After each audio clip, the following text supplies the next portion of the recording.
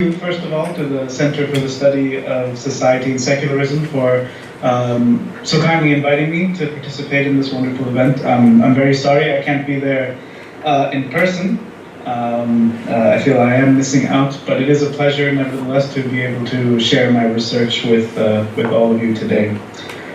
So let us begin. During the height of the Mughal Empire in South Asia, 16th to 17th centuries CE, Muslim nobles patronized and facilitated the translation of numerous Hindu Sanskrit texts into the Persian language. Numerous Sanskrit texts were chosen for translation, including the Ramayana, the Mahabharata, especially the Bhagavad Gita, the Atharva Veda, various Upanishads, the Bhagavata Purana, and several others. Typically, these translations were produced by teams of Persian-speaking Muslim court scholars on the one hand, and Sanskrit Pandits on the other, often hailing from such great centers of Sanskrit learning as Benares. So today, I would like to turn to one particular translation accomplished at the Mughal court, namely the 1597 Persian translation of the Sanskrit Laghu Yoga Vasishta. The Laghu Yoga Vasishta was composed sometime between the 9th and 13th century by the Hindu Kashmiri Pandit Gauda Abhinanda. And this is a text that the Mughals translated numerous times. There were at least 10 or 11 different versions or renditions or retelling of this text in Persian that were produced during the course of the Mughal Empire. The original Sanskrit text of Gauda Abhinanda contains about 6,000 Sanskrit verses, and the tale depicts an extended dialogue between the young prince Rama, the same Rama of the Ramayana, and the famous sage Vasishta, who spoke with the prince when Rama became afflicted with an extreme aversion to worldly affairs and a desire to renounce the world. Guiding Prince Rama through successive levels of philosophical and spiritual teachings,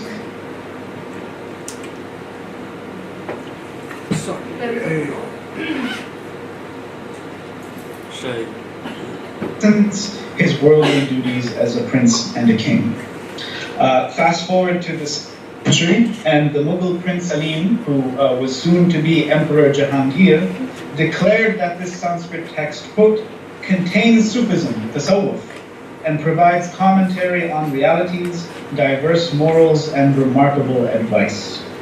Prince Salim then commissioned a courtier named Nizamuddin Panipati. Do remember this name for the purposes of my presentation. So the translator is named Nizamuddin Panipati, and Salim, soon to be Jahangir, asked Panipati to produce a Persian translation of this text with the assistance of two Hindu Sanskrit Pandits, Jagannatha Mishra Banarasi and Patan Mishra Jajipuri. Again, this translation was completed in 1597 and was titled the Jug Vasisht, which simply is the Persian rendition of Yoga Vasishta. Now, in seeking to analyze translations such as the Jug Vasisht, scholars in recent decades, both in South Asia and in Europe and the United States, have demonstrated a few different tendencies.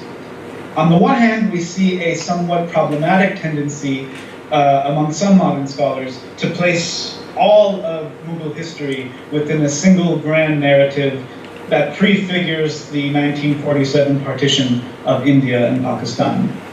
This trend somewhat problematically reduces all the complexity of pre-modern South Asian history into two fundamental currents: the voices of religious unity and syncretism on the one hand, supposedly represented by the likes of Emperor Akbar, Dada Shikoh, etc., and then the voices of staunch orthodoxy or religious communalism on the other, supposedly represented by the likes of Emperor Aurangzeb.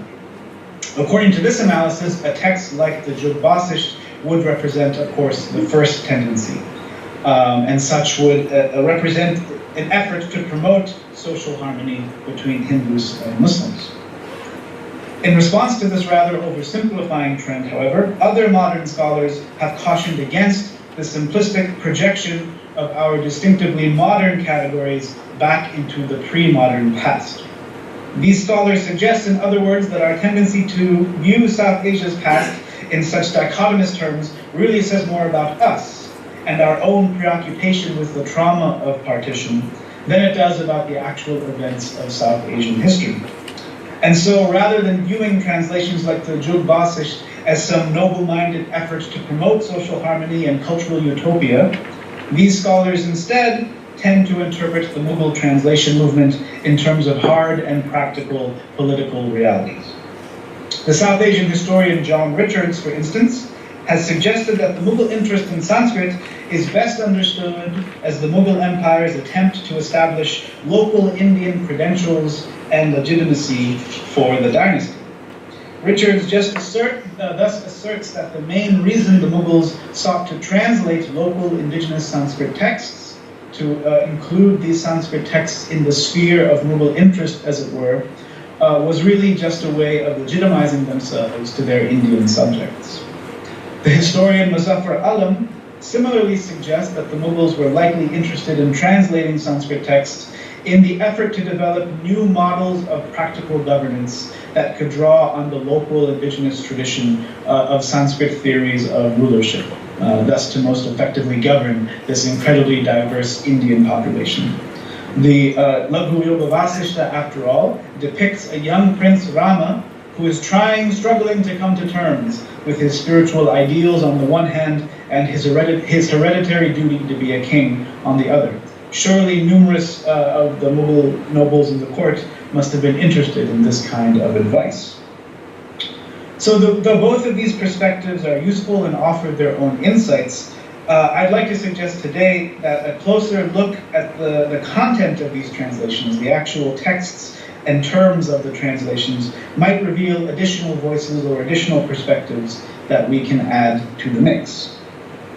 But before we finally turn to the actual text of the Jug Vasisht itself, it is worthwhile to reflect for just one more moment on the courtly context of this translation. The Mughal court was, of course, populated by both Muslims and non-Muslims, especially Hindus and Jains, but also many others. And a large part of what unified this extremely religiously diverse body was the Persian language and the Persian high culture that came with it. And so, as regards the translation of the Sanskrit Laghu Yoga Vasishta, the translator's task, in large part, was to render this Sanskrit text accessible and comprehensible to a religiously diverse audience, all steeped in Persian literary and aesthetic culture. Given this situation, it's perhaps unsurprising to see that the resulting translation, the Jug Vasisht, is far from a literal word-by-word translation of the text. It is really not a literal rendering, one-to-one. You'll find delightful moments where a single line of Sanskrit, a single verse, might become a page and a half of very flowery and florid Persian. And the translators need to do this, right? They need to embellish, they need to interpret, they need to explain the basic Sanskrit concepts. And so they insert such explanations and such embellishments regularly into their translation, thus altering the source material in a number of ways that presumably would be necessary for a Persian-speaking audience to be able to understand the text at any level. In Nizamuddin Panipati's introduction to the Persian translation, we see such alterations occurring in very fascinating ways. So let's finally turn to the text of the Jug Vasisht itself to see just how the Muslim translator Nizamuddin Panipati made sense of Indian religion from within his own Islamic Sufi perspective and did so in the language of Persian. So just staring at a page of this translation, you can immediately see the ways that the three translators had to stretch and bend the Persian language in such a way that it could accept an influx of a tremendous volume of new vocabulary whose roots lay in a quite foreign source, this being, of course, Sanskrit, and its own literary and philosophical worlds. Thus, nearly every page of the Jug Vasisht contains numerous Sanskrit terms, transliterated into Persian, and relevant to an extremely wide array of topics. Terms such as puja, Vishnu, Ganesha, Shastra, Tirtha, Tapasya, Dhyana, Varna, Vasana, Janma, Sattva, Rajas, Tamas, Maya, Mahapralaya, the list goes on and on and on, appear retained in Sanskrit, just transliterated into Persian, peppering every page of the manuscript. They kept these Sanskrit words in there rather than washing it all away in Persian.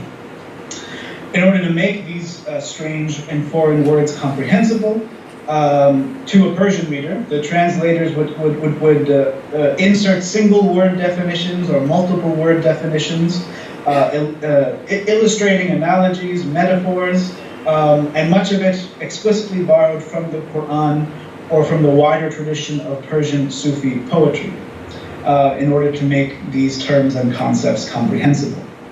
So, for instance, a term like Brahman would regularly be equated with Allah, a Quranic term, of course, or a more specifically Sufi term like Wujud-e-Mutlaq, absolute being or absolute existence. Okay, so now finally turning to the text, Nizamuddin Panipati opens the translation, his introduction to the translation, by calling Laghu Yoga Vasishta a book of Sufism, Tasawwuf, and he calls it a commentary upon realities, Sharh-e-Haqa'iq. Panipati then says that he would like to introduce his readers to the mazhab, right, the religious path of Gauda Abhinanda, the Hindu author of the original Sanskrit Laghu Yoga Vasishta. And along the way, Panipati represents this Hindu mazhab, this Hindu religious path, in decidedly Islamic terms. Here I quote the introduction to the translation. The Brahmins of India possess the religious path, mazhab, of the ancient sages, concerning the oneness of the essence of the real, and concerning the attributes of his perfection, the levels of his descents, the origin of multiplicity, and the manifestation of the worlds. If any distinction should obtain between the Brahmins and the ancient sages, it would only be with respect to terminology and language. Terminology being istilah, and language being zaban. This term, ancient sages, this is a reference to the tradition of ancient Greek philosophy, the likes of Plato and Aristotle and figures like this. Interestingly, for the Islamic and Sufi intellectual tradition, Greek philosophy itself is rooted in revelation. It is thought that the prophet Hermes or Idris is the prophet to have revealed Greek philosophy to the world. And so Panipati is saying that the Brahmins teach the same thing as the ancient Greeks. It's only a difference of language or technical terminology. In the Persian, one immediately notices the clear and abundant use of the technical vocabulary of the Sufi philosophical tradition, especially the Wahdat al-Wujud tradition associated with Ibn al-Arabi. The doctrine of manifestation or divine self-disclosure, the Persian terms in just this passage alone, a very short passage, Wahdat-e-Zat-e-Haq, Sifat, Kamal, Payda'i, Tajalli. These are some very, very characteristic terms of the Sufi technical philosophical tradition. This closing line of this opening passage, which suggests that the differences between the ancient Greeks and the Brahmins is simply a question of language. To our modern ears, that may sound like he's just sort of sweeping all differences under the rug. Just different words for the same thing, don't worry about it. But as I hope to go on to show you, Panipati actually has something much more specific in mind, which is ultimately rooted in a kind of Quranic and Sufi framework. The passage continues on, I quote again. The Kashmiri Pandit Abhinanda, who is the author of the text of the Yoga Vasishta, at the commencement of his text, leads off with the names of God and praises for the Creator Most High. It should be known that the names of the real, Nam-ha-ya-haq, have no end or limit. Every one of the great rishis and the seekers of the real has chosen one of his, God's, names, which are in accordance with the avatars and are the manifestations, tajalliyat, of the levels of God's self-disclosure. Those rishis and seekers remember their chosen name much. They seek by means of that name a generous emanation, phase, from him who is the origin of all emanation. The modes of the avatara are laid out in the revered books of the people of India. end quote. So Panipati here references the well-known Quranic notion of the names and attributes of God, al-asma wa sifat, basing themselves upon a well-known hadith in which the Prophet Muhammad والسلام, speaks of God's 99 names. Sufi thinkers have often looked to the names and adjectives by which God describes himself in the Quran as a window into articulating his divine nature.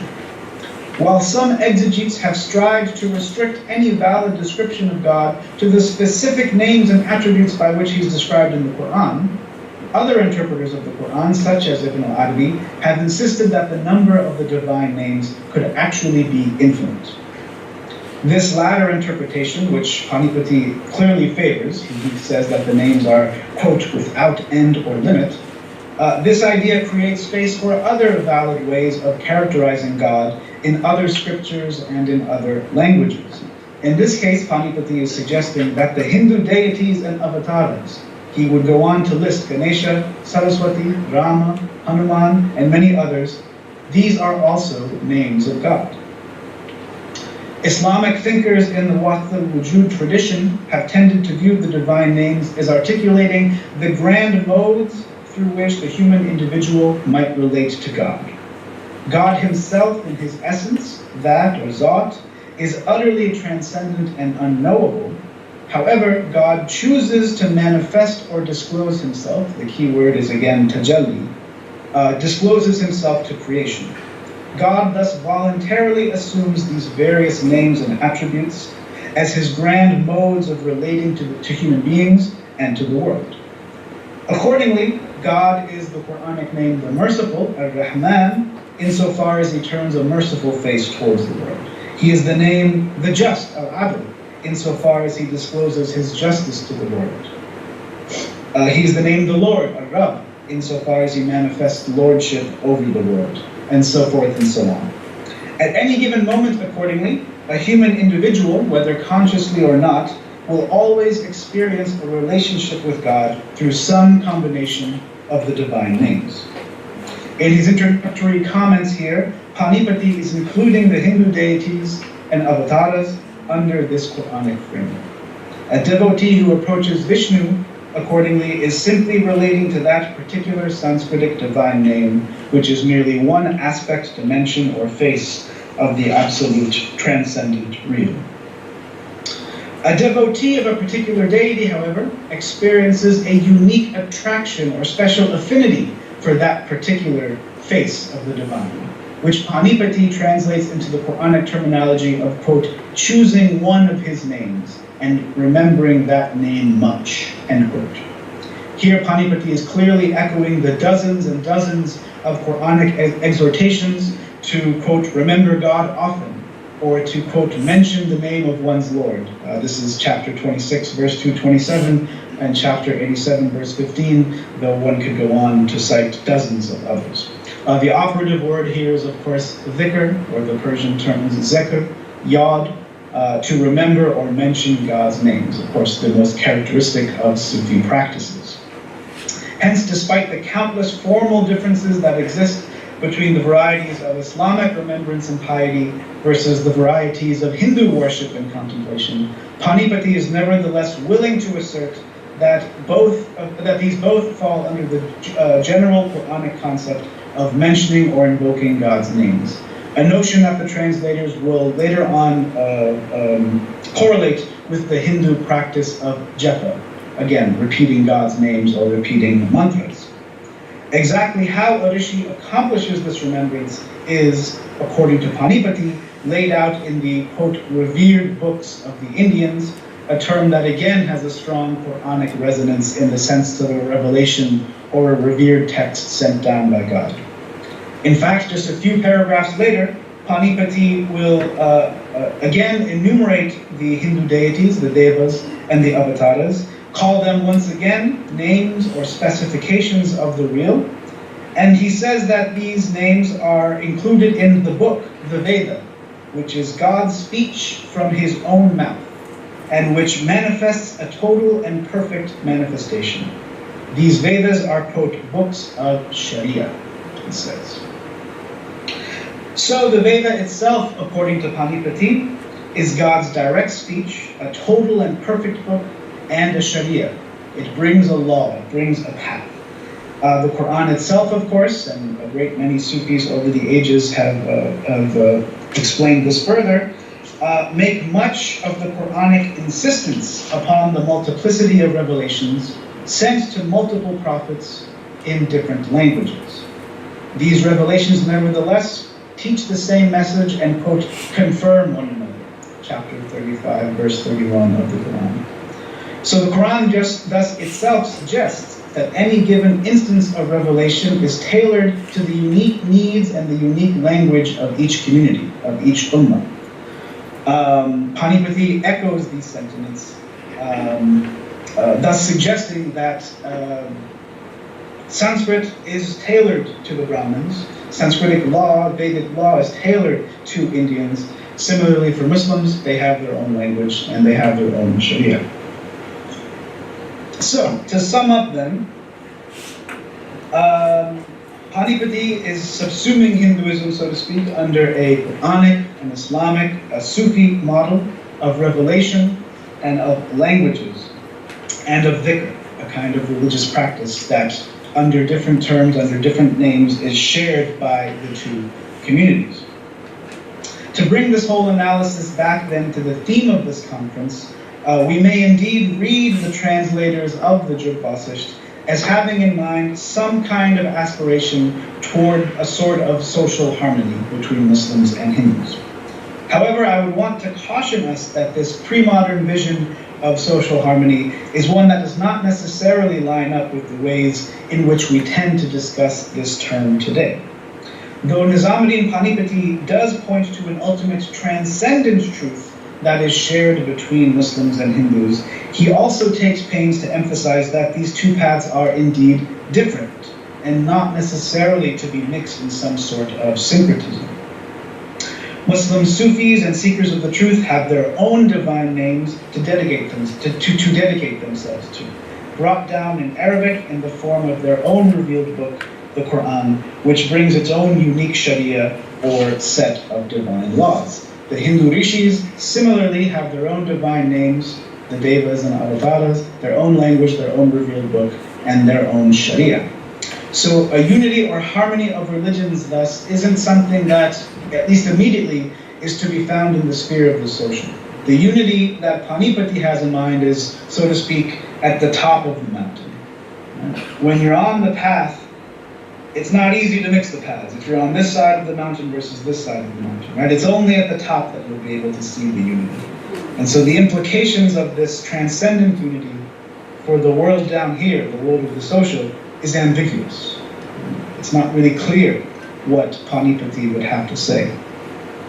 In fact, Panipati and a great many of the translators of these Sanskrit texts into Persian, Dara Shikoh himself, for instance, often insist that a kind of special spiritual insight is needed to see the shared truth of these two traditions, Hinduism and Islam. They repeatedly suggest that one needs to see the spiritual meanings that lie beyond or lie beneath the forms of the world. And these translators repeatedly complain about the ignorant ones, the exoterists, who are too attached to the forms of the world and are thus unable to ever see this unity that lies underneath. So what our translators are suggesting is that you dedicate yourself to practice. You dedicate yourself to the specific orthodoxy, the specific laws of the religion. You attach yourself to your chosen divine name, and that name will take you up the mountain.